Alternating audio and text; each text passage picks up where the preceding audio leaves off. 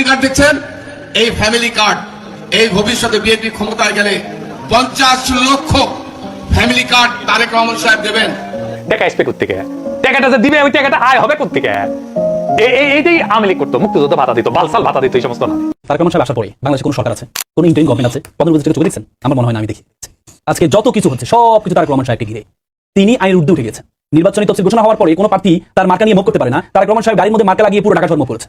এটা কি নির্বাচন? এটা কি দাঁড়ায়? মানে কি ইজ বিয়ন্ড অফ এভরিথিং? সবার উপরে ঊর্ধ্বে উঠে গেছেন। এনএসএ প্রধান ওনার সাথে গিয়ে মিটিং করছেন, গোপন মিটিং করছেন। কেন? উনি কি দেশের প্রধান এখন? না। চোর, বাটপার, সন্ত্রাস, চাঁদাবাজ, লুটেরা শ্রেণী সব এক হয়েছে আবারও বাংলাদেশের সাধারণ মানুষকে শুষে খাওয়ার জন্য। 5ই আগস্ট যে দেশের মানুষ যে স্বপ্ন নিয়ে, যেই আশা নিয়ে, আকাঙ্ক্ষা নিয়ে এই দেশ স্বাধীন করেছিল, জীবন দিয়েছিল, ঠিক আগের 1971 সালের 16 ডিসেম্বর এবং 1975 সালের 15 আগস্টের মতো একইভাবে বিজয় ছিনিয়ে নিয়েছে এদেশের সেই এলিট শ্রেণী নামে যাদেরকে আমরা চিনি, সেই শ্রেণী। আজকে আওয়ামী লীগ বিএনপির গালে একটা কষে থাপ্পড় দিলেন কর্নেল অলি আহমেদ সাহেব। কর্নেল অলি আহমেদ সাহেব বলছেন জামাত শিবির টুকাই দিয়ে রাজনীতি করে না, তিলে তিলে ঘরা জনশক্তি দিয়ে জামাত শিবির রাজনীতি করে। ফেব্রুয়ারিতে আমাদের ফ্রেন্ডলি সরকারি ক্ষমতা আসতেছে ইনশাল্লাহ। সান্দাবাজ, ধান্দাবাজ, লুটেরা, ইন্ডিয়ান নব্বল স্পেন্সারেরা ক্ষমতায় আসবে না। আগামী ফেব্রুয়ারিতে আমাদের বন্ধুসুলভ সরকার আসলে আপনাদের যতগুলো সমস্যার কথা বললাম, এই সমস্যাগুলোর সমাধানের জন্য আমি ব্যক্তিগতভাবে আপনাদের সাথে থাকবো। হাদিস বলে, ইতিহাস বলে, ভারতবর্ষ একদিন ভেঙে টুকরো টুকরো হয়ে যাবে। তার নমুনা কিছুটা শুরু হয়েছে। যেমন ভারতের আশপাশে যতগুলো রাষ্ট্র আছে ছোট বড়, চীন ভারত বিরোধী, পাকিস্তান ভারত বিরোধী, নেপাল, ভুটান, মালদ্বীপ সব ভারত বিরোধী। শুধু একটা ছিল হযরত শেখ হাসিনা, আওয়ামী লীগ তাবেদার সরকার, ভারতের পক্ষে ছিল। সে আওয়ামী লীগ চলে যাওয়ার পরে ভারতের মাথা ঠিক নাই, কখন কি বলতেছে। এখন ছোট রাষ্ট্র হোক আর বড় রাষ্ট্র, যখন চারিদিকে যখন শত্রু হয়, ওই দেশের সার্বভৌমত্ব নিয়ে একটু টেনশনেই থাকা লাগে।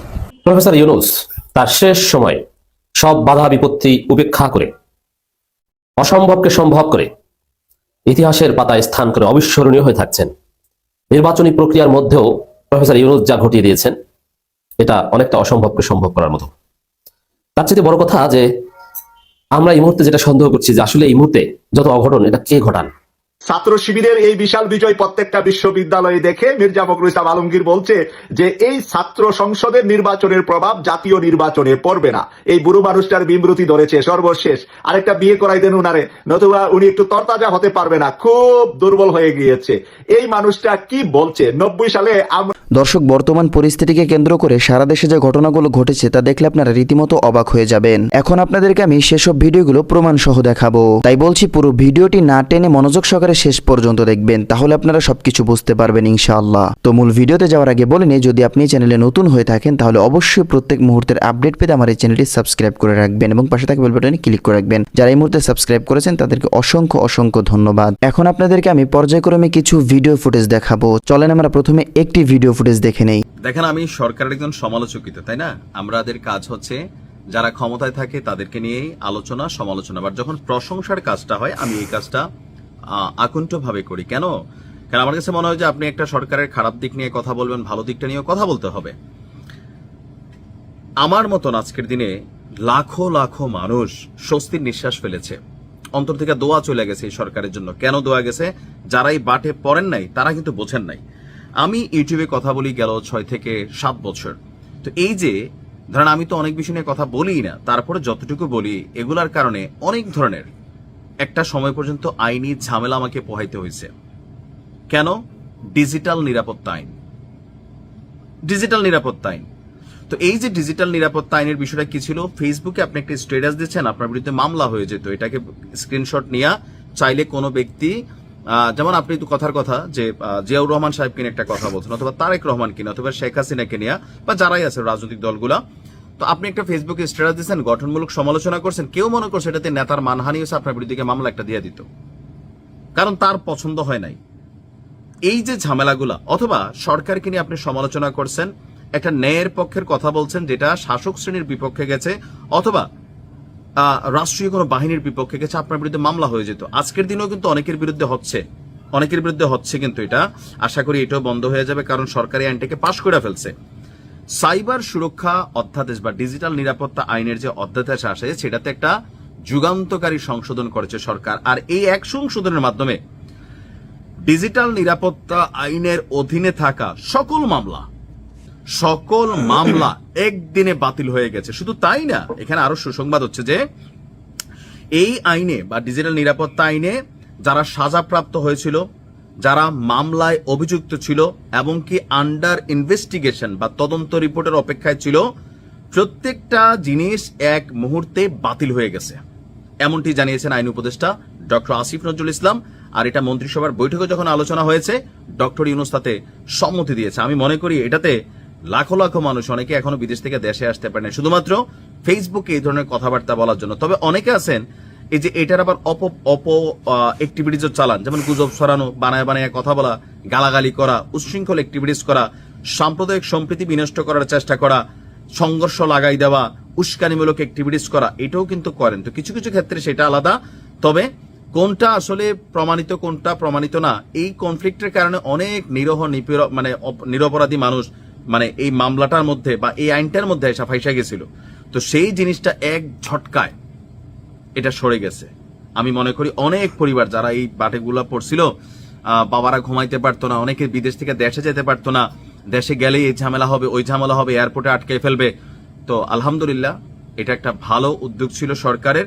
এমনকি আগামী দিনগুলোতে যেন এই আইনটা অপব্যবহার করে কারো বাকস্বাধীনতার কিন্তু ভোপন আছে। আমার বাকস্বাধীনতার মানে এই না যে আরেকজন মানুষ আমি গাইলাম, আমার বাকস্বাধীনতার মানে এই না যে আরেকজনের নামে অপবাদ একটা ফেসবুকে আইসার জনপ্রিয়তা আছে বইলা দিলাম, পাবলিক হা হা হা করে দৌড়াই গেল, এটাও না। সেটার ক্ষেত্রে আইনি ব্যবস্থা থাকবে, সেটা আলাদা। কিন্তু আমি একটা সরকারের সমালোচনা করব অথবা একটা প্রতিষ্ঠানের, একটা ব্যক্তির গঠনমূলক উইথ এভিডেন্স, বাট সেটার জন্য আমার বিরুদ্ধে ডিজিটাল নিরাপত্তা এনে মামলা হয়ে যাবে, আমার বাক স্বাধীনতা বন্ধ হয়ে যাচ্ছে, কথা বলার অধিকার বন্ধ হয়ে যাচ্ছে, এই কাজগুলো যেগুলো ছিল এগুলো যেন আগামী দিন আর না হয়। কোন সরকার, রাজনৈতিক সরকার আসলে যেন এই কাজগুলো করতে না পারে। মানুষ কথা বলতে হবে। আপনি যখনই ক্ষমতায় বসবেন আপনাকে নিয়ে আলোচনা হবে, কারণ এই ডক্টর ইউনূসের পক্ষে একসময় সারা বাংলাদেশ কথা বলছে, এখন ওনার বিপক্ষেই কিন্তু আমরা বেশিরভাগ সময় কথা বলি। কোন বিপক্ষে? ব্যক্তি ইউনূসের বিপক্ষে না, ওনার কোনো সিদ্ধান্ত অথবা উনি যেহেতু এই সরকারটার প্রধান, সো এই সরকারের ভালো কাজগুলো হলে ওনারা যেমন আমরা প্রশংসা করি, কোথাও কোন রকম কনফ্লিক্ট তৈরি হলে আমরা তারই কিন্তু সমালোচনা করি, প্রশংসা সমালোচনা পাশাপাশি। কারণ দায়িত্বে যখন চেয়ারে থাকবেন না, আলোচনায়ও থাকবেন না। সো যারাই শাসক গোষ্ঠী ক্ষমতায় বসবেন, এটা খেয়াল রাখতে হবে যে আপনাদেরকে সমালোচনা সহ্য করতে হবে। তো সরকার বলছে যে আমাদের আইন উপদেষ্টা 2018 সালের ডিজিটাল সিকিউরিটি আইনের অধীনে সকল মামলা বাতিলের ব্যবস্থা নেওয়া হচ্ছে, এর ফলে সবাই মুক্তি পাচ্ছে। আর ডক্টর ইউনূসের সভাপতিত্বে উপদেষ্টা পরিষদের যে বৈঠক হয়েছে সেখানে সাইবার সুরক্ষা অধ্যাদেশ 2025-এর 50 ধারায় সংশোধনের প্রস্তাব অনুমোদন দেওয়া হয়েছে। হাসনাতকে ওয়াকার ডেকে নিয়ে গেল, রিফাইন আওয়ামী লীগ নিয়ে আসতে হবে। হাসনাত রাজি হয় নাই, বের হয়ে সে ফেসবুকে পোস্ট করলো। তারপরে আরেক মাল আবার তার 1 ঘন্টা পরে পোস্ট করলো, হাসনাত যেটা বলেছে সেটা মিথ্যা কথা। হাসনাত কি দুদু খায়? হাসনাত মিথ্যা বলেছে ওয়াকারের ব্যাপারে, আর তুমি সত্যি বললা। এ হচ্ছে ভাতাপ্রাপ্ত। এই ভাতাপ্রাপ্ত এই জুলাই যোদ্ধা, এটা কিন্তু আওয়ামী লীগের মাল, কিন্তু এটার ব্যাপারে সাবধানে থাকতে হবে। দেন আমার টুপি পরে তারপরে এই করে আপনার গণসংযোগ করে। ওরে টুপি পরা কে শিখাইছে আমি জানি না। এটা তো চোর বাটপার। এতদিন ধরে আমরা বিএনপি আওয়ামী লীগ এই চোরেদেরকে আমরা দেখে আসছি যে এই নির্বাচন আসলে টুপি পরে। তো টুপি পরে সে এখন করে। আপনাদের উচিত ছিল একদম অল আউট আওয়ামী লীগ এই অভিযানটা চালু রাখা। আপনি সুশীল সেজে টুপি মাথায় দিয়ে প্রথম আলোর অফিসে যায়, এখন বলেন মব সন্ত্রাস। কি ভয়ঙ্কর জিনিস চিন্তা করেন, মব। আরে বাবারে বাবা, প্রথম আলো ডেইলি স্টারের ঘটনা নাকি মব। তাই যদি মব হয় তাহলে এই যে হাসিনার যে গণভবনটা, এটা তো বাংলাদেশের রাষ্ট্রের সম্পদ। সংসদ ভবনটা আপনাকে কি করেছিল? ওইটা কি পিনাকি ইলিয়াস বলেছিল নাকি যে ভাঙতে? কারা ভাঙলো? গতকালকে রাত্রে এই যে স্বেচ্ছাসেবক দলের একজন নেতাকে মারা হলো, পিনাকি ইলিয়াসের লোক ছিল। হাদিকে মারল, পিনাকি ইলিয়াসের লোক ছিল। পিনাকির আর ইলিয়াসের ডাকে যদি নাকি মানুষ কোথাও যেয়ে থাকে, যা যা করেছে এটা বাংলাদেশে করা উচিত। এটা যদি করা হয় এই দেশ শান্ত থাকবে। আপনি ছায়ানট বলেন, উদীচী বলেন, প্রথম আলো বলেন, ডেইলি স্টার বলেন, এরা বাংলাদেশের কোনো কিছু না। এরা ভারতীয় গোয়েন্দা সংস্থার প্রতিষ্ঠান, বাংলাদেশের বিরুদ্ধে সবসময় কাজ করে। আমরা তো বলি নাই যে যমুনা ভাঙেন, বসুন্ধরা ভাঙেন, মেঘনা ভাঙেন, আমরা তো বলি নাই। বলেছি নাকি? কেন বলিনি? কারণ ওইটা সমস্যা না, ওই সমস্যা আপনি বাংলাদেশের সব ব্যবসায়ীর একই সমস্যা, কিন্তু এগুলোর সমস্যা বাংলাদেশে আর টিভি পত্রিকা চ্যানেল আর কিছু নাই। এদের বিরুদ্ধে কেন বলে? কারণ আছে তো। এই জিনিস আপনারাও জানেন, আমরাও জানি, বাংলাদেশের মানুষ সবাই জানে। আপনারা এখন আমাদেরকে নতুন করে জানাইতে যাচ্ছেন এটা বাংলাদেশের গণমাধ্যমকে কিছু বলা যাবে না। গণমাধ্যম আপনারা ভেঙেছেন, ৭১ টেলিভিশন, আপনারা সময় টিভি ভাঙচুর করেছেন, আপনারা গাজী টিভি ভাঙচুর করেছেন, আপনারা করেছেন। তখন কোথায় ছিল? সময় পার হয়ে গিয়েছে। সেই সময় পার করে আপনারা এখন সুশীল সেজে এগুলোকে মব বানিয়েছেন সেদিন থেকে সেটা মারা শেষ। দক্ষিণ এশিয়াতে সবচেয়ে ক্রুশিয়াল মুভমেন্টে আছে এই মুহূর্তে নরেন্দ্র মোদীর ভারত, যারা চতুর্পাশে শত্রু সৃষ্টি করে এবার নিজেরা প্রধান টার্গেটে পরিণত হয়েছেন। এবার তারা হাসপাস করছেন বাঁচার জন্য। চারদিক থেকে ভারতকে ঘিরে ফেলছে তার শত্রুরা। আবার ওয়েস্ট থেকে, পশ্চিমা দুনিয়া থেকেও এই মুহূর্তে কোনো সাহায্য পাচ্ছেন না, উল্টো তারাই হাত ছেড়ে দিচ্ছে। এই মুহূর্তে ভারতকে আমেরিকা এবং রাশিয়া শূন্য হাতে ফেরত দিচ্ছে। সব কিছু মিলে একটি প্রশ্ন করা যায়, তুরস্ক, চীন, পাকিস্তান, শ্রীলঙ্কা সবাই যখন একটা জোটে আসছে তখন ভারত থাকছে খালি হাতে। তবে দক্ষিণ এশিয়াতে এই মুহূর্তের সবচেয়ে গুরুত্বপূর্ণ ট্রাম্প কার্ড বাংলাদেশ। এই সময়টি ৫৩-৫৪ বছরের বাংলাদেশের সবচেয়ে টার্নিং পয়েন্ট, সবচেয়ে গুরুত্বপূর্ণ সময়, এবং এই মুহূর্তটি বাংলাদেশ যদি সঠিকভাবে কাজে লাগাতে পারে তাহলে ৫৪ বছর যে বাংলাদেশ স্বাধীন হতে পারেনি, এবার তারা স্বাধীনতার স্বাদ পাবে।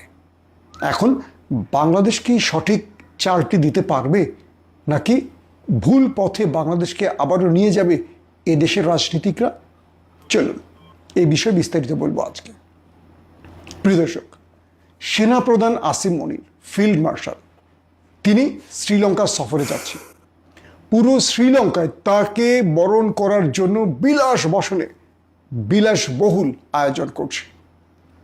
লাল গালিচা শুধু নয়, তাকে বরণ করার জন্য হোটেলকে সাজানো হয়েছে, রাস্তাঘাট সাজানো হয়েছে, একটা অন্যরকম পরিবেশ তৈরি করা হয়েছে ফিল্ড মার্শাল আসিম মনিরের জন্য, যেন শ্রীলঙ্কায় আসছেন ডোনাল্ড ট্রাম্প কিংবা ভ্লাদিমির পুতিন। বিষয়টি এভাবে, এই দৃশ্যগুলো ভারত দেখছে, ভারতের গণমাধ্যম দেখছে, তাদের গায়ে প্রচণ্ড গরমে শীত লাগতে শুরু করেছে। আসিফ মনিরকে নিয়ে শ্রীলঙ্কার এই আয়োজন কেন, এই উত্তরটি খুঁজবেন একটু পরে। আসেন, রজব তৈয়ব এরদোয়ান তিনি আসলে বাংলাদেশকে নিয়ে কি চিন্তা করছেন, কিংবা চীনের প্রেসিডেন্ট শি জিনপিং এই মুহূর্তে ভারতকে কোন ঠাসা করতে কোন মোর্চায় বা কোন জোটে কোন খেলাটি খেলছেন, আসেন সেটা নিয়ে আগে আমরা একটু আলোচনা করি। ভারতের চারপাশে যদি আমরা হিসেব করি, গুরুত্বপূর্ণ 3টি দেশ, চীন, পাকিস্তান, বাংলাদেশ। ইতিমধ্যে এই 3টি দেশই, বাংলাদেশ সহ এই 3টে দেশ ভারত থেকে সরে গেছে বলতে কি, ভারতের প্রতিবেশী আরও যে দেশগুলো আছে তারাও ভারতের পাশে সে অর্থে নেই। হাসিনা সরকারের পতনের পর দক্ষিণ এশিয়াতে এই মুহূর্তে পুরো একা ভারত, আর নেপথ্যে এই কাজটি করেছেন তুরস্কের প্রেসিডেন্ট এরদোয়ান আর চীনের প্রেসিডেন্ট শি জিনপিং। রাজনৈতিক বিশ্লেষকরা বলছে ভারত এবং পাকিস্তানের যুদ্ধের পর নরেন্দ্র মোদী, ভারতের প্রধানমন্ত্রী নরেন্দ্র মোদী পাকিস্তানের কাছে একটা ধোলাই খেয়ে বিশ্বের কাছে তিনি গুরুত্বহীন হয়ে পড়েছেন। আমেরিকা চেয়েছিল চীনকে সাইজ করার জন্য বা কোণঠাসা করতে ভারতকে ব্যবহার করবেন, তাই ভারতকে সব রকম সহযোগিতা দেওয়া হচ্ছিল। যেমন ধরুন, রাশিয়ার S-400 তুরস্ক নিল, তুরস্ককে স্যাংশন দিল, কিন্তু রাশিয়ার S-400 ভারত নিল, ভারতকে স্যাংশন দেয়নি। মিস্টার মার্কিন প্রেসিডেন্ট ডোনাল্ড ট্রাম্পের আগে যিনি ছিলেন জো বাইডেন, বা এই যে সরকারগুলো, এরা ভারতকে যা বলুক নেপথ্যে সাপোর্ট দিত সবসময় একটা কারণে, যে ভারত শক্তিশালী হলে চীনকে তারা দমিয়ে রাখতে পারবে। কিন্তু পাকিস্তানের কাছে ভারত যখন মারটা খেয়ে উল্টো নরেন্দ্র মোদী ডোনাল্ড ট্রাম্পকে বলল আমাকে বাঁচাতে, আমার দেশকে বাঁচাতে একটা সিজফায়ার করুন। পাকিস্তান মাত্র 24 ঘন্টায় আমার দেশকে উলট পালট করে ফেলছে। তখন ডোনাল্ড ট্রাম্প যুদ্ধবিরতি ঘটিয়ে শান্তির প্রত্যাশা করলেন, শান্তির নোবেল আশা করলেন। এরপর থেকে আমেরিকার চোখে ভারত হয়ে গেছে একটা ক্ষুদ্র রাষ্ট্র, মূল্যহীন রাষ্ট্র, গুরুত্বহীন নরেন্দ্র মোদী। এখন কি হচ্ছে ধরেন, তুরস্ক বাংলাদেশে সামরিক শিল্প কারখানা করবেন, আদার্স আরও অনেকগুলো প্রজেক্ট নিয়ে আসছে। বাংলাদেশের বিনিয়োগ বোর্ডের প্রধান আশিক সাহেব ছুটে গেছেন তুরস্কে।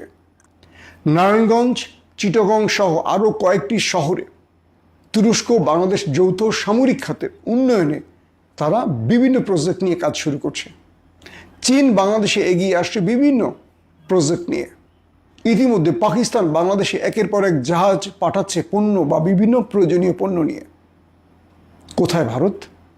ভারত তার সীমান্ত বন্ধ করে দিয়ে আমাদের আটকাতে চেয়েছিল, আমাদের বিপদে ফেলতে চেয়েছিল। সব ক্ষেত্রে এখন বাংলাদেশের সেকেন্ড হোম হয়ে গেছে অন্য রাষ্ট্র ভারতে। বাংলাদেশিদের আগ্রহ কমে গেছে। ভারত মনে করেছিল বাংলাদেশকে চাপে ফেলে তারা বড় কোনো ফায়দা নেবে। অতীতে যেভাবে বাংলাদেশকে চাপে রেখে সব সরকারকে নতজানু করে ভারত তাদের মতো করে দেশ চালিয়েছিল, এবার ভারত সেটি পারছে না। এবার ভারত একা হয়ে পড়েছে। নরেন্দ্র মোদীর সবচেয়ে বড় ভয় এই মুহূর্তে তুরস্ক, কারণ ইসলামিক রাষ্ট্র এবং এরদোয়ান ইসলামিক ব্যাপারগুলোকে বা ইসলামিক মুভমেন্টকে সবসময় প্রমোট করে থাকেন, যেমন ইখওয়ানুল মুসলিমিন, যেমন হামাস, যেমন বাংলাদেশের জামায়াত ইসলামী, আদার্স আরও রয়েছে তিউনিসিয়া সহ পৃথিবীর যেখানে ইসলামপন্থীদের একটু চাপে থাকে সেখানে তুরস্কের সাপোর্ট থাকে। তো নরেন্দ্র মোদী বাংলাদেশকে দেখছেন, তুরস্কের এই উত্থানকে দেখছেন ইসলামের বা ইসলামের বিজয় হিসেবে, যে জন্য তিনি শেখ হাসিনা আমলে তুরস্কের সঙ্গে হাসিনার যে সখ্যতা এটাকে নিয়ন্ত্রণ করত, এটাকে একটা সিস্টেমে মানে তার ফ্রেমে আটকে রাখার চেষ্টা করছে। কিন্তু প্রফেসর ইউনূস ক্ষমতায় আসার পর তুরস্কের সঙ্গে বাংলাদেশের যে যৌথ প্রজেক্টগুলো এত দ্রুত গতিতে এগুচ্ছে, তুরস্কের বাণিজ্য মন্ত্রী এসছে, তুরস্কের প্রতিরক্ষা প্রদান পর্যন্ত এসছে, এগুলো দিল্লির জন্য এখন মাথা ব্যথার কারণ হয়ে গেছে।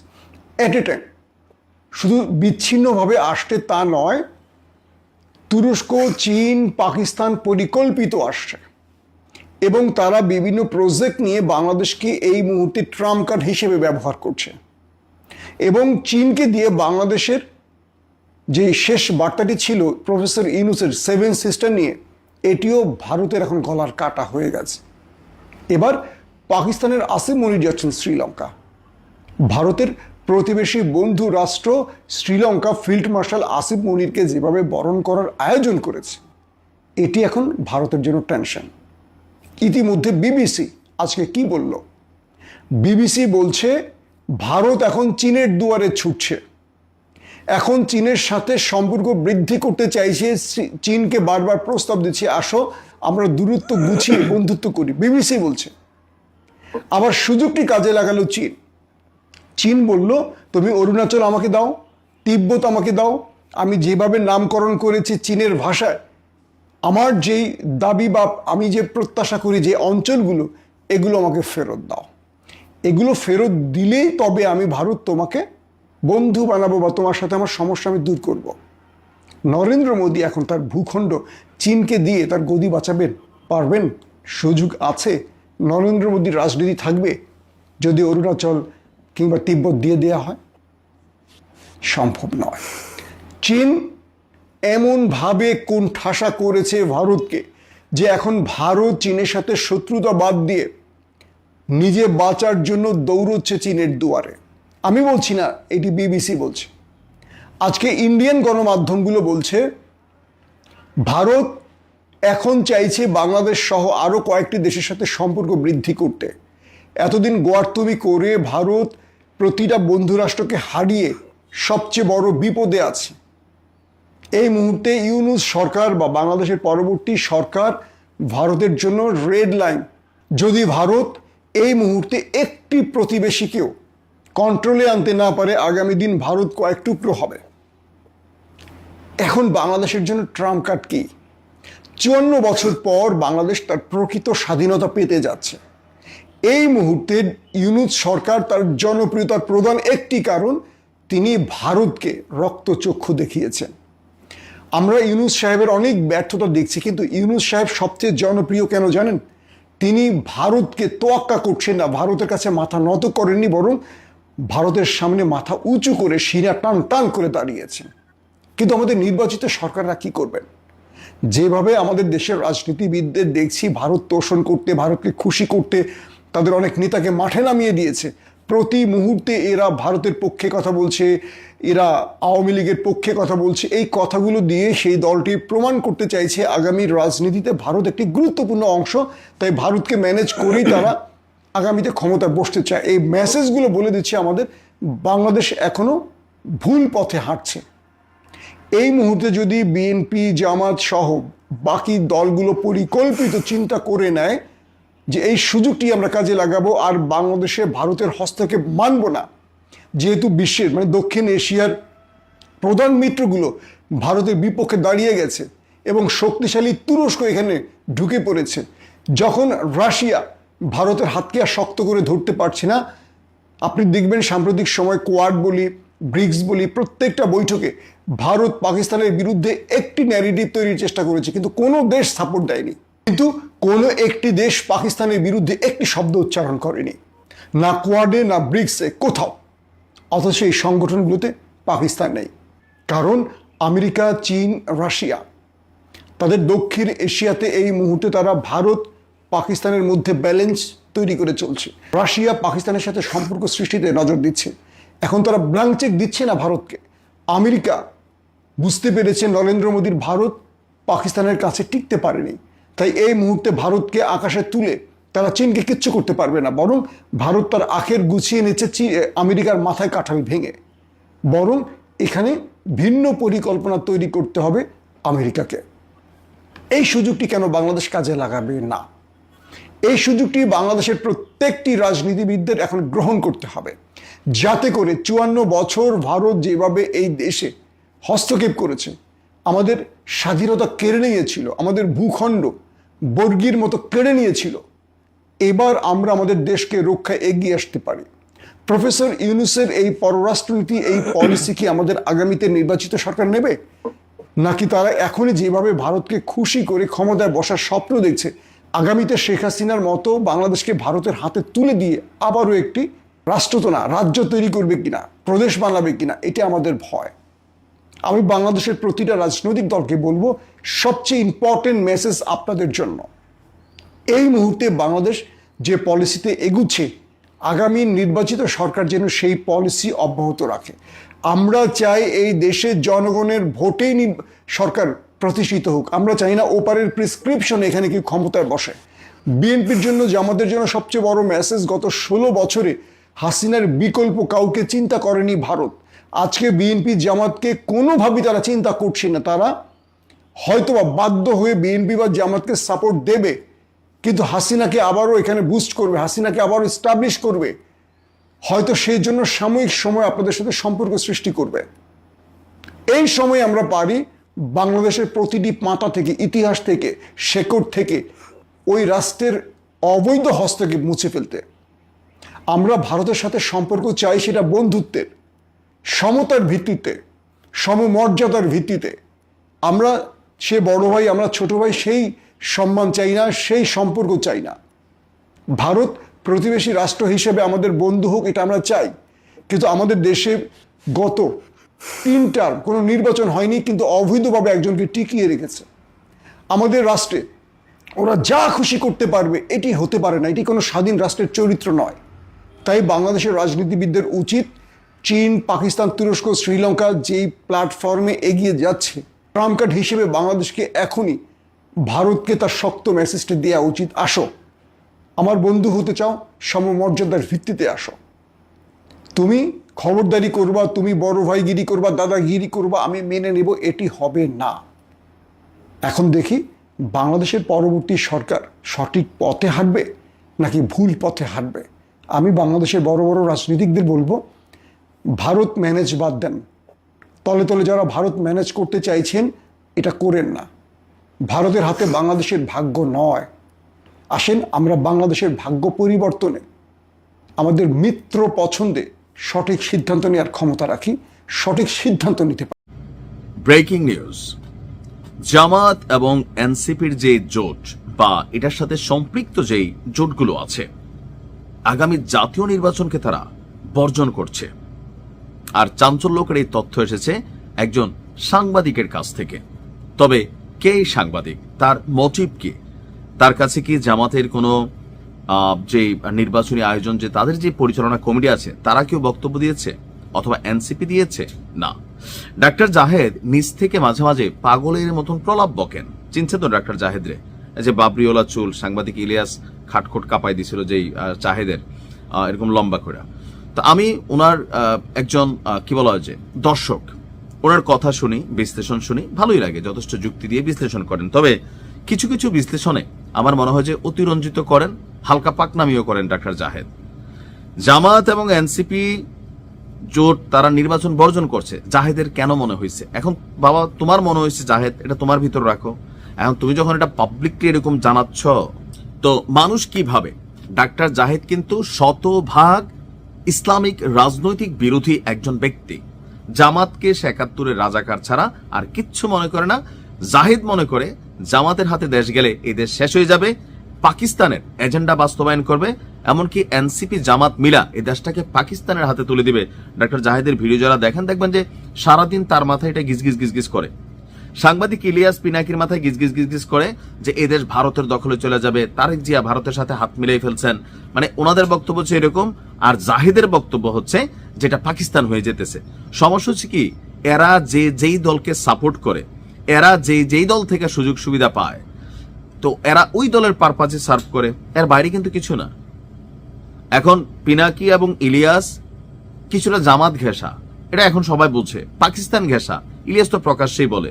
তো এরা কি করে, পাকিস্তান ঘেঁষা যে লোকগুলো হবে এরা ভারত বিরোধী হবে, আবার ভারত ঘেঁষা যে লোকগুলো হবে এরা পাকিস্তান বিরোধী হবে, বাংলাদেশ ঘেঁষা লোকগুলা বাংলাদেশেরই থাকবে। এখন জাহেদের কেন মনে হচ্ছে? আমার মনে হচ্ছে জাহেদের এই ধরনের বক্তব্য দেওয়া একটু ভেবেচিন্তে দেওয়া উচিত। এটা জাহেদের বিশ্লেষণটা কি, যে আসন্ন ত্রয়োদশ জাতীয় সংসদ নির্বাচনে 11 দলীয় জোট আপনার নানা রকম অভিযোগ তুলছে। তফসিল ঘোষণার পর থেকে নির্বাচন কমিশন প্রশাসনের ভূমিকা নিয়ে একের পর এক অভিযোগ তুলছে শরিক দলগুলো। তো তার বক্তব্য যে এই প্রেক্ষাপটে প্রশ্ন উঠেছে, এই জোট কি শেষ পর্যন্ত নির্বাচন বর্জনের পথে হাঁটতে পারে? আমার মনে হয় না। জামাতের যে রাজনৈতিক প্রচার প্রচারণা এটা তারা চালাচ্ছে, বিএনপির যতটুকু প্রচার প্রচারণা দরকার সবাই চালাচ্ছে। এখন জাহেদের কেন মনে হইতেছে? জাহেদ তো বিএনপির নীতি নির্ধারণী কমিটির কেউ না, সাংবাদিক। তো জাহেদের মনে হচ্ছে একাধিক সম্ভাবনা একবারে উড়িয়ে দেওয়া যায় না। কেন? মনোনয়ন প্রত্যাহারের দিন পার হয়ে প্রতীক বরাদ্দ হলেও কোনো জোট চাইলে নির্বাচন থেকে সরে আসার ঘোষণা দিতে পারে। অতীতে এমন নজির আছে। জামাত এবং এনসিপির পক্ষ থেকে অভিযোগ যে প্রশাসন এবং নির্বাচন কমিশন কার্যত বিএনপির পক্ষে কাজ করছে। এমনকি নির্বাচন কমিশন গিয়ে জামাত ইসলামের নায়েবে আমির ডাক্তার আব্দুল্লাহ মোহাম্মদ তাহের সাংবাদিকদেরকে বলছেন, কেউ কেউ প্রকাশ্যেই বলছেন তারেক রহমানকে ক্ষমতায় বসিয়ে দেওয়াই যখন এই সরকারের বা এই প্রশাসনের বা এই নির্বাচন কমিশনের মূল উদ্দেশ্য। এসব অভিযোগের পেছনে দুই ধরনের উদ্দেশ্য থাকতে পারে। একদিকে একটি প্রশাসনের উপর চাপ তৈরির কৌশল যা গণতান্ত্রিক দৃষ্টিকোণ থেকে যুক্তিসঙ্গত, অন্যদিকে ভবিষ্যৎ নির্বাচন বর্জনের যুক্তি তৈরির প্রস্তুতিও হতে পারে। যদি ধারাবাহিকভাবে বলা হয় লেভেল প্লেইং ফিল্ড নাই, তাহলে এক পর্যায়ে বলা সহজ হয় এই নির্বাচনে অংশ নেওয়ার কোনো অর্থ নেই। জাহেদের বক্তব্য যেগুলা বিভ্রান্ত তরিকারী। আমার মনে হয় না যে জামাত ৭১ পরে এত সুদিন জামাত কখনো দেখছে, আর এতটুকু প্রশাসন সিস্টেম তার পক্ষে পাইছে, বা এতটুকু জামাতের পক্ষে জনমত তৈরি হয়েছে যতটুকু হয়েছে।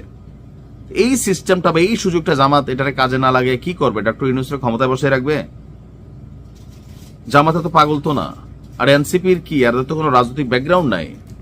আর এইবার নির্বাচনেও এনসিপির যতটুকু এখনো ২-১০% ভোট আছে, ২-১০টা ভোট আছে, এইটাও যত দিন যাবে এদের কমবে, কারণ এদের কর্মকাণ্ড বিতর্কিত। দুই একটা ছেলে ছাড়া, হাসনাত আব্দুল্লাহ এবং ধরেন তাসনিম যারা ছাড়া বাকি যা আছে এখানে সবগুলো বিতর্কিত। তো আপনি হাসনাত আব্দুল্লাহ নিয়েও টুকটাক বিতর্ক আছে, কিন্তু তো সবকিছু মিলিয়ে জামাত এবং এনসিপি এই নির্বাচন বর্জন করবে কোনোভাবে মনে হয় না। কারণ লোকালি তাদের যেই এমপিরা আছেন, মানে হবু এমপি বা ভবিষ্যৎ এমপি বা তাদের প্রার্থীরা আছেন, যথেষ্ট কাজ করতেছেন। অফিস টফিস তৈরি করা হয়েছে, মুভমেন্ট আছে, গ্রামে গ্রামে চলতেছে। তো নির্বাচন যদি নাই করবে, এগুলো কি আইওয়াস? তাহলে জাহেদ বড় বিশ্লেষক, জামাতের ভেতর থেকে তার কাছে তথ্য আসে সম্ভবত, সেটা জাহেদ ভালো বলতে পারে। বাট আমার কাছে মনে হয় এটা বিভ্রান্ত ছড়ানো ছাড়া আর কোনো কিছু। ভালো থাকুন। সুপ্রিয় দর্শক, আমি আশা করছি আজকের নিউজটা আপনারা সকলে মনোযোগ সহকারে শেষ পর্যন্ত দেখেছেন। তো আজকের নিউজটা দেখে আপনার কাছে কি মনে হয়েছে? আপনার মূল্যবান মতামত অবশ্যই কমেন্ট সেকশনে লিখে যাবেন। দেখা হচ্ছে পরবর্তী কোনো আপডেট নিউজে। সে পর্যন্ত সুস্থ থাকবেন, ভালো থাকবেন, আমার জন্য দোয়া করবেন। আসসালামু আলাইকুম রহমতুল্লাহি ওয়া বারাকাতুহু।